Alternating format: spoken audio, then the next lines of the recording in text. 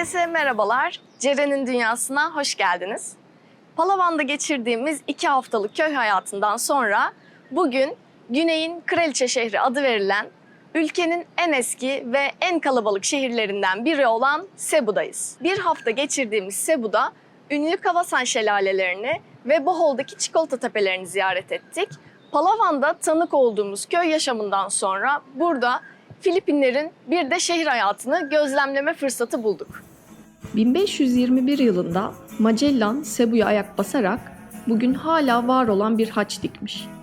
Ve o günden sonra İspanyol sömürgesine giren Filipinler Hristiyanlaşmaya başlamış. Böylelikle Uzak Doğu'da Hristiyanlığın doğduğu ilk yer Cebu olmuş. Cebu çevresinde çok sayıda tarihi, kültürel ve turistik yer bulunuyor.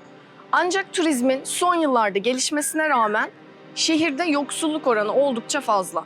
İstatistiklere göre Cebu'da yaşayan halkın %40'ından fazlası yoksullukla mücadele içinde. Şehirde yoksullukla birlikte çarpık kentleşme de kendini göstermiş. Gecekondularla lüks siteler yan yana konumlandırılmış. Cebu'da bir diğer dikkat çeken şey ise çevre kirliliği. Sokaklarda çöp kutusu bulmak neredeyse imkansız. Yol kenarları, sokak köşeleri ve boş araziler terk edilmiş çöplerle dolu. Çöp sorununa ek olarak hava kirliliği de başlıca sorunlardan biri. Hava yoğun miktarda egzoz dumanı içeriyor. Bunda şehirdeki ulaşım şeklinin de etkisi büyük. Şehirde ana ulaşım aracı olarak hemen hemen her yerde rengarenk cipnileri görüyoruz. Cipniler belirli bir rotaya göre taşımacılık yapıyorlar.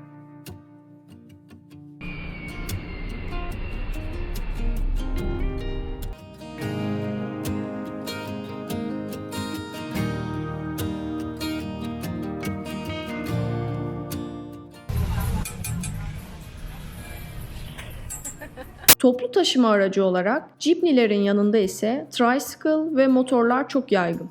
Tricycle'lara imkansız gibi görünse de 8 kişi binebiliyor.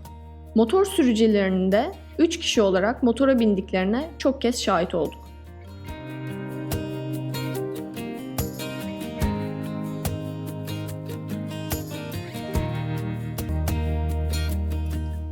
Filipinler tropikal iklime sahip olduğu için ülkede sürekli yaz mevsimi olduğu düşünülse de Filipinler için yaz mevsimi Nisan ve Mayıs aylarıymış. Okullar da buna bağlı olarak Mart sonu tatile girip Haziran'da yeniden açılıyormuş.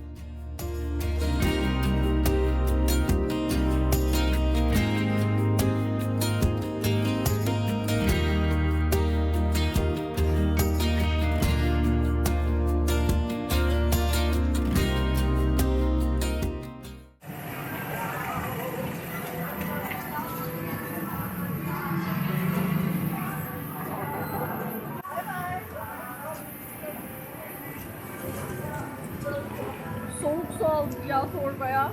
1 peso.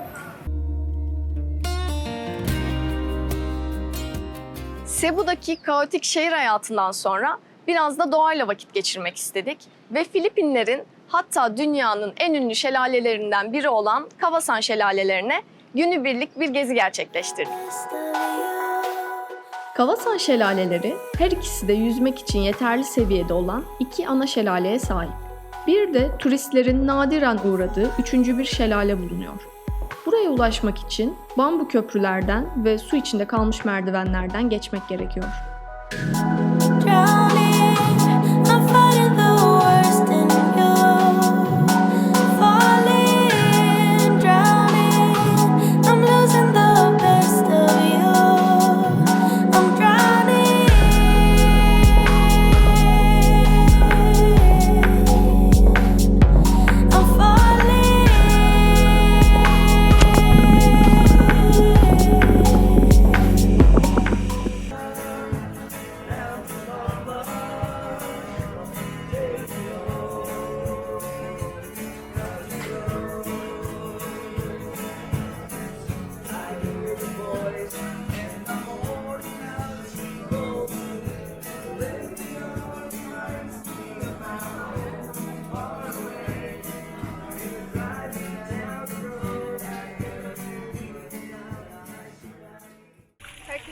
Merhabalar. Bohol'a geldik.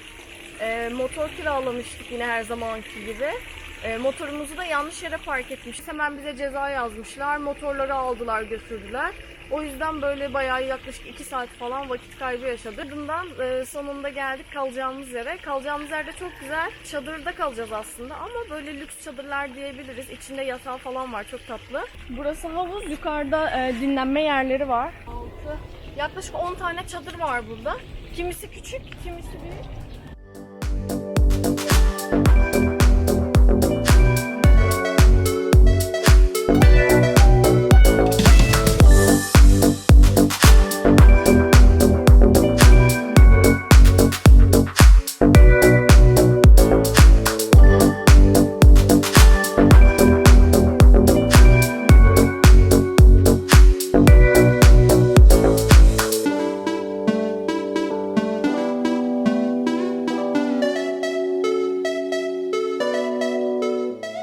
Ertesi gün Çikolata Tepelerini görmek için daha güneş doğmadan Sercan'la yola koyulduk. Biz yola çıktığımızda hava karanlıktı ve hafif yağmur yağıyordu. Yemyeşil pirinç tarlalarının içinden geçerek 2 saat sonra meşhur Çikolata Tepelerine vardık. Konum olarak Carmen Bohol'da bulunan Çikolata Tepeleri, Filipinlerin en değişik coğrafi yapılarından biri. 50 kilometrelik bir alan üzerinde yaklaşık olarak 1260 adet tepecik bulunuyor. Bu eşsiz toprak formu uzun zaman önce mercan yataklarının yükselmesi ve yağmur suyunun erozyona uğramasıyla oluşmuş. Bu bölge kuru mevsimde çok yağış almadığı için tepelerin rengi kahverengiye dönüyor ve bu yüzden isimleri Çikolata Tepeleri olarak adlandırılmış.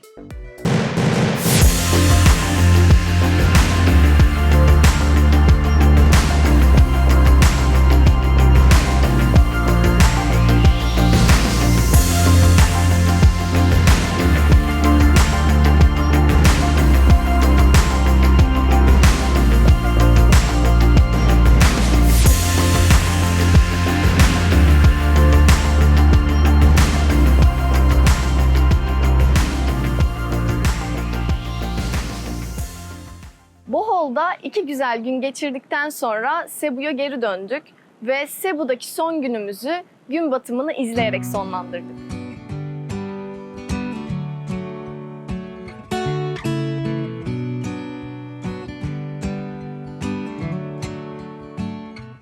Her gün batımı yepyeni bir günün başlangıcıdır.